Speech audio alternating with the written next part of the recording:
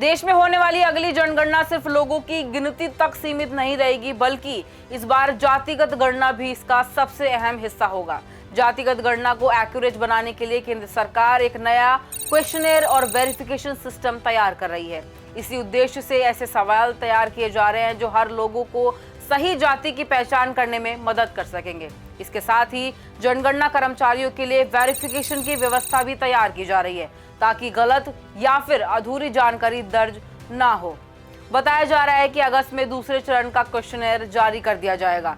इसके बाद सितंबर से लद्दाख, जम्मू कश्मीर, उत्तराखंड और हिमाचल प्रदेश के कई इलाकों में जनगणना की प्रक्रिया शुरू होगी।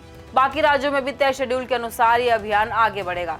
इस चरण में 1 मार्च 2027 को आधार तिथि मानते हुए देश भर के लोगों की गिनती और उनकी सामाजिक जानकारी जुटाई जाएगी। जनगणना के दौरान सिर्फ जाति ही नहीं, बल्कि परिवार की सोशल और economic condition, education, employment, migration और अन्य जरूरी जानकारियां भी दर्ज कराई जाएंगी।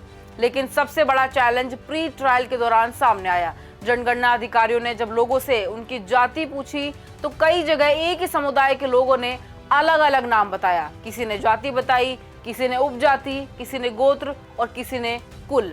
ऐसे में ये तय करना मुश्किल हो गया कि किस जानकारी को किस सही कैटेगरी में रखा जाए। यही वजह है कि सरकार अब प्रश्नावली को पहले से ज्यादा क्लियर बनाने पर काम कर रही है। साथ ही जनगणना कर्मचारियों को यह भी निर्देश दिए जा रहे हैं कि वो जातियों की वर्तनी बिल्कुल सही दर्ज करें। अगर 2 जातियों के नाम सुनने में एक जैसे लगते हैं तो उनकी पुष्टि किए बिना उन्हें अलग अलग कैटेगरी में दर्ज ना किया जाए। जातिगत गणना को लेकर पिछला अनुभव भी सरकार के लिए एक बड़ी सीख रहा। भारत में आखिरी आधिकारिक जातिगत जनगणना साल 1931 में हुई थी। उस समय करीब 4147 जातियों का रिकॉर्ड तैयार हुआ था। लेकिन साल 2011 में सामाजिक, आर्थिक और जाति जनगणना के दौरान तस्वीर पूरी तरह से बदल गई।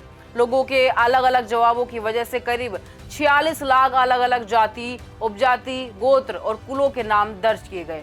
यही कारण था कि 2011 के आंकड़ों को लेकर कई सवाल उठने लगे। केंद्र सरकार ने 2021 में सुप्रीम कोर्ट में यह भी कहा था कि उस समय लिए गए जातिगत आंकड़ों में काफी प्रॉब्लम्स हुई थी, इसलिए उन आंकड़ों को पब्लिक नहीं किया गया। कुछ स्पेशल सिचुएशंस भी अधिकारियों के सामने चैलेंज बन सकती है, जैसे अनाथ, बेसहारा या फिर ऐसे बच्चे जिन्हें अपने परिवार की जानकारी नहीं है। उनकी जाति की सही पहचान करना आसान नहीं होगा। ऐसे मामलों के लिए भी अलग गाइडलाइंस तैयार की जा रही है, ताकि सही जानकारी दर्ज की जा सके। अब सभी की नजरें अगस्त में जारी होने वाले नए क्वेश्चनेयर पर टिकी हुई है। माना जा रहा है कि यही क्वेश्चनेयर तय करेगा कि देश में होने वाली जातिगत जनगणना कितनी एक्यूरेट, रिलायबल और फ्यूचर पॉलिसीज के लिए कितनी यूजफुल साबित होती है। फिलहाल के लिए इतना ही। ऐसी तमाम अपडेट्स के लिए जुड़े रहे प्राइम न्यूज के डिजिटल प्लेटफॉर्म के साथ।